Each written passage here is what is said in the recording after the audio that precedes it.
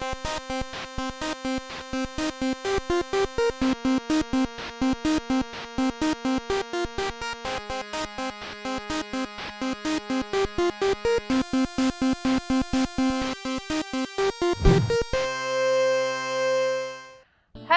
and welcome to Gentoo. I'm Mackenzie Doherty, and this is your source for all things video game and tech related.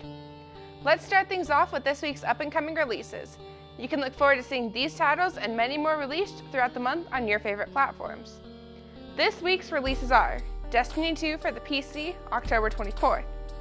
The Mummy Demastered for the PC, PS4, Xbox One, and Switch, October 24th. Road Rage for the PC, PS4, and Xbox One, October 24th. Knights of Azure 2, Bride of the New Moon for the PS4, PC, and Switch, October 24th. Assassin's Creed Origins for the PC, PS4, and Xbox One, October 27th. Super Mario Odyssey for the Switch, October 27th. Wolfenstein 2: The New Colossus for the PC, PS4, and Xbox One, October 27th. These games and many more will be releasing throughout the month, so be sure to keep an eye out for them. Up next, check out what happened with. Hello, I'm Nathaniel, and the world has been turned into an atomic wasteland, but we don't really care about that, so welcome to What Happened With. Today we're looking at what happened with Fallout 4. Fallout 4 is a post-apocalyptic role-playing game made by Bethesda, released in November of 2015. The game has you playing as a vault dweller, someone who hid from atomic destruction underground to find a world that's vastly different from the one that we know today. So why am I talking about Fallout 4? You might be thinking, isn't the game good? Didn't tons of people love it? Didn't it make tons of money? Didn't it get almost perfect review scores? Why are you talking about this game on your show, Nathaniel? Well, firstly, I covered Skyrim and its continued re-release controversy, and every game out there, no matter how good or how bad, has some sort of issue or some sort of redeeming quality. So listen up. Even though people bought up the game in droves, and many of the steadfast Fallout fans loved the game, there was a somewhat large segment of the fan base who didn't really care for the game. The main reason why some fans didn't really enjoy Fallout 4 was because of a major shift made in the base mechanics of the game. Fallout 4 made a big change in how the base leveling mechanics worked. Instead of being based on how many skill points you put into one of your skills, there is now a lower cap.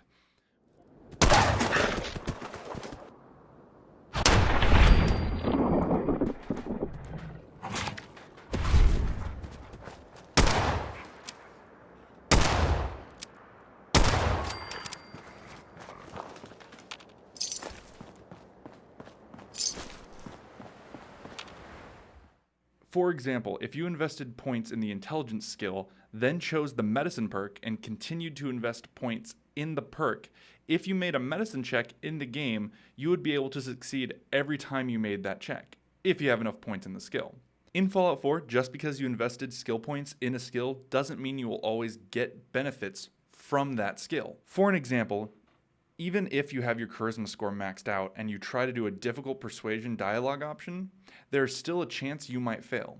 In the older games, if you max a skill out, it would always work no matter what. Coupled with the new level system, skills that players had become accustomed to were removed and rolled into larger, more general perks. It felt like your character's abilities were not as diverse as they once could be. So what happened with Fallout 4? Bethesda took the Fallout formula and streamlined the base game mechanics to be more appealing for new players and those who are unfamiliar with the franchise. These big changes left some of the hardcore fans feeling like the game was not really the Fallout they knew and loved. Fallout 4 may not have been for everyone, but whether you loved the game or hated the game, it was a pretty big shift in the Fallout franchise itself. And it was a massive success. I'm Nathaniel, and you're watching Gentoo.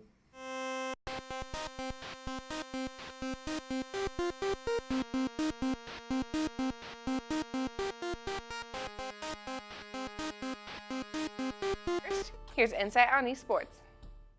This is Insight on Esports, and I'm Sean Nino. With not many things going on in esports this week, we will cover mainly League of Legends. The Season 7 League of Legends World Championship quarterfinals are set to begin, and each series is a best of 5, which means the first team to win 3 games advances. to the semifinals. Let's take a look at how we reached these matchups. We will see powerhouse SK Telecom T1 from Korea go up against relative newcomer Misfits Gaming from Europe. SK T1 Group A with a record of 5-1 with only a loss to AHQ Esports from Taiwan. Misfits had to win a tiebreaker against Team Solo Mid from North America to become the second seed from Group D. This game feels like a stomp to me with SKT winning 3-0. If Misfits can manage to win the early game, then maybe they can pick up a game. Longtime European contender and Season 1 champions Fnatic get to play multi-time Worlds runner-up Royal Never Give Up from China. Fnatic secured the second seed from Group B after going 4-1 in their final day of groups after winning 2 tiebreakers against Gigabyte Marines from Vietnam and Immortals from North America. RNG got first in Group C at 5-1 with only a loss to Samsung Galaxy from Korea. This matchup hinges on bottom lane pressure and getting the advantage early. RNG should take this series 3-1. North America's last hope and my favorite squad, Cloud9, finished 3-3 in Group A and needed SKT to beat Edward Gaming from China to avoid a tiebreaker, and the Koreans delivered, giving C9 their third spot in quarterfinals in the last 4 years. Team World Elite from China is making their first quarterfinals appearance since Season 2 of the World Championship. They got their first seed in Group D with a record of 5-1. This is the closest matchup of teams, and I want to go with my heart, but my head tells me 3-2 for Team WE. The number 1 team from Korea and number 1 seed in Group B, who went 6-0, Longzhou, took on Samsung Gaming, who were the second seed from Group C at 4-2, and the number 3 team from Korea. They are the first in the semifinals, and who can really stop this team? Underdog Samsung Galaxy took the clean sweep over Longzhou 3-0 in one of the biggest upsets, even though it is a Korean vs. Korean team. In news for franchising of the North American League Championship Series, Echo Fox joins Cloud9, Counterlogic Gaming, Team Solo Mid, and Team Liquid as existing teams to reportedly be accepted into the league. Phoenix 1, Team Dignitas, and Team Envy have reportedly been declined. It's in my house. While the co-owners of the Warriors have secured a spot, and the Cleveland Cavaliers have also obtained a spot in the series. FlyQuest is currently the 9th team that has also been accepted into the NALCS, and their sponsorship comes from the Milwaukee Bucks. This week we covered the 2017 League of Legends World Championship and the North American League Championship Series franchising. I'm Sean Nino. Let's send it back to Gentoo. Welcome back to Gentoo. I'm your host, Mackenzie Doherty, and you just saw Insight on Esports. Now it's time for NWIRL, where we'll take a look at some of the nerd culture right here in Maryville. Hello and welcome to NWIRL. I'm Justin Wood, and this is the show where we meet you, the nerds, right here on Northwest Campus. Let's jump right in to meet this week's featured nerd.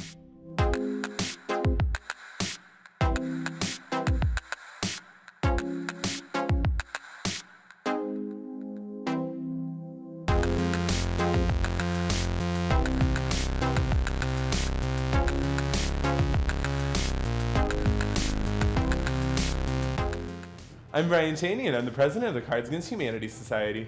So last year, about like September, I was bored and I was like, dang, I really wish I had people to play Cards Against Humanity with. And I was like, if I start a club, people will show up and then I have people to play with. And this is how the organization started.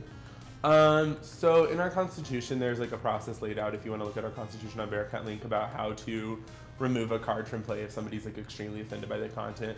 Because like while the game does have some adult content, we do prefer that our members feel comfortable when they're at our meetings. So we have that as an option for members if they would like to pursue us removing a card from play. The atmosphere is pretty chill. Like we try to make it laid back. During the meetings, I try to like shuffle people up like into groups where they don't know people, so that way they can build more connections with people, and they might meet people from other majors, their own major, people they wouldn't normally come into contact with. We're currently in the process of planning a fundraiser for the organization, and 25% of those proceeds will be going towards the March of Dimes. So our fundraiser for the March of Dimes will be kind of like a penny war. So how it'll work is we're going to get a few organizations to agree to let us use their name on the buckets. And so you'll throw money into like the bucket of the organization you support, which would be dimes. Those raise the bucket or the organization's points. And then any other money of amount you put in there will lower their points. And then the winner of the Dime War will win some sort of prize that we are currently working on. Well, they can come to our meetings, which are on the first Tuesday of the month in Colden 3120, or the third Friday of the month, which is in Meeting Room C in the Union on the 3rd floor. And they can just email me or email the organization, cahs@nwmissouri.edu. I'm Brian Cheney, and you're watching Gentoo.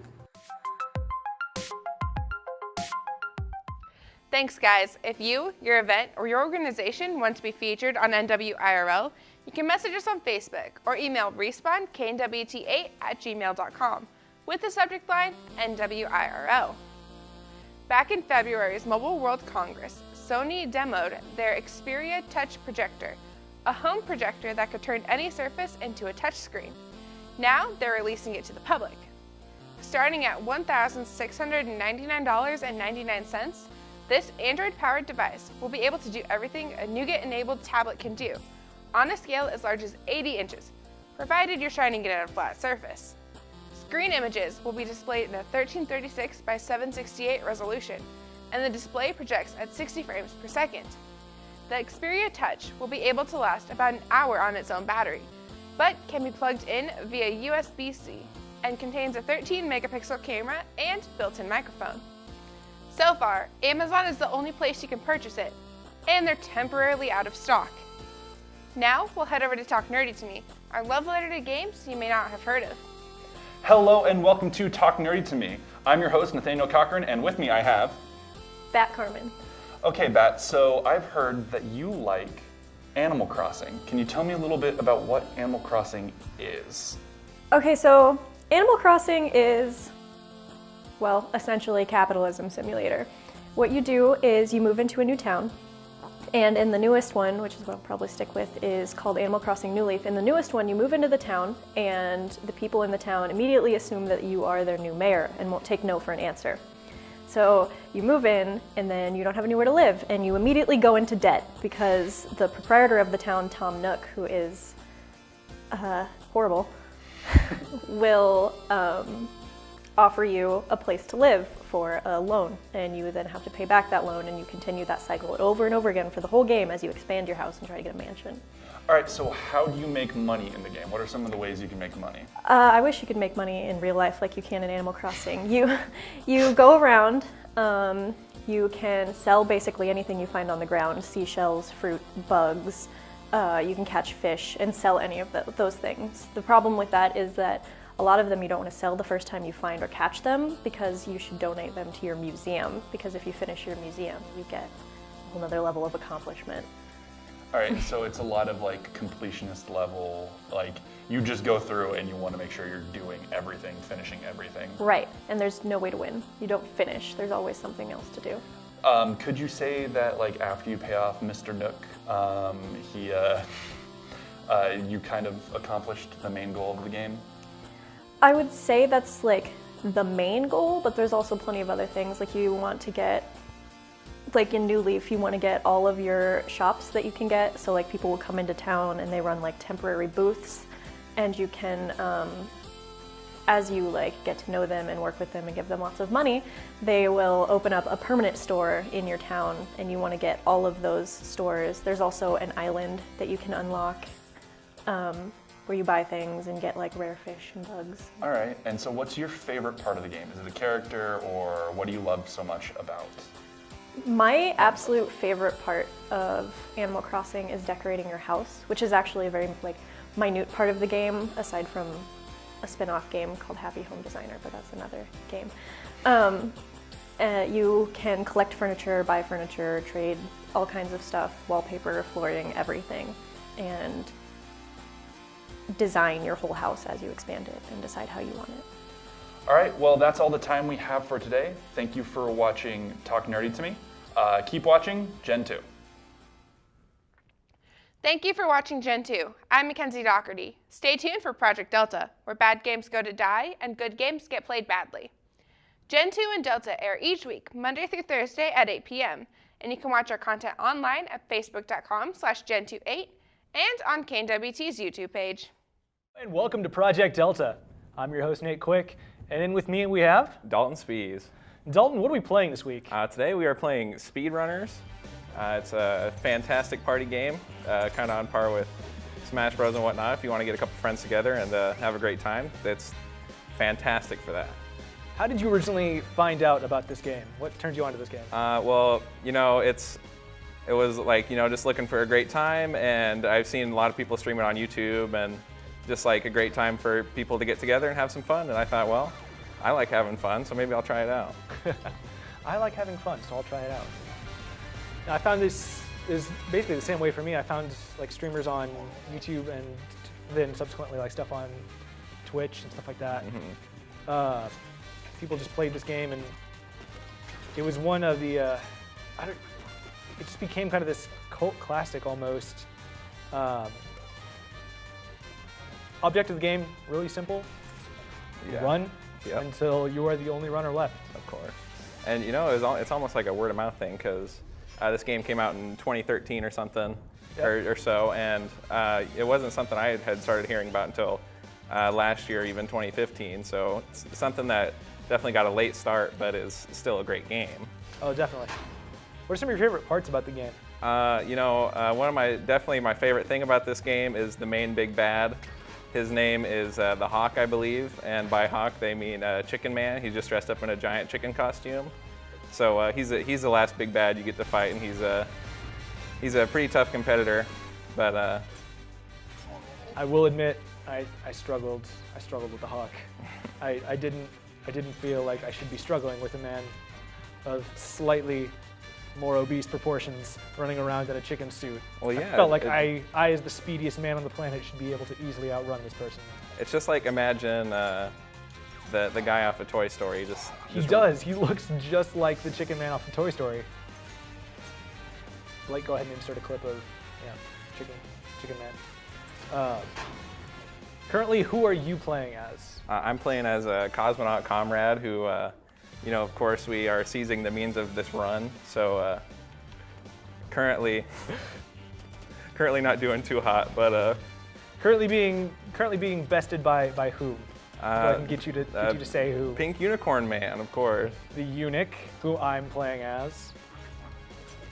Mostly because for right now we're playing through some of the earlier game stuff, just kind of in the party mode. My favorite character is a character named Buckshot, who is part man, part buck.